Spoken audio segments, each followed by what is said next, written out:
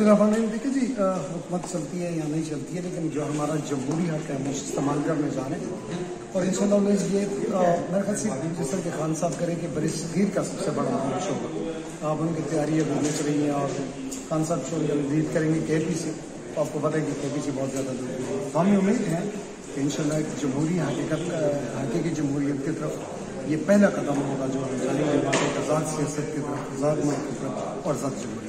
Sir, जैसे कि इस वक्त जो है वो जो इस वक्त हुकूमती अरकान है उनका ये कहना है कि इमरान खान साहब जो हैं वो हुकूमती मशीनरी का इस्तेमाल करेंगे और करने में इस तरह लोगों को लेके आएंगे और वो कामयाब नहीं हो पाएंगे।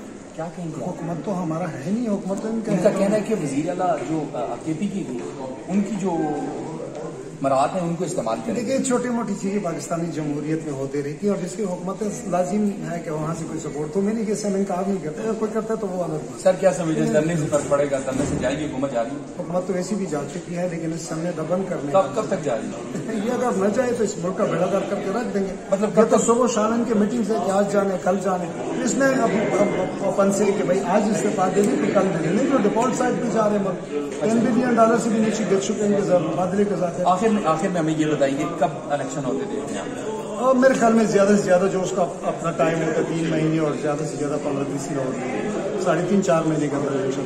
Thank you so much sir, thank you so much. सलामत।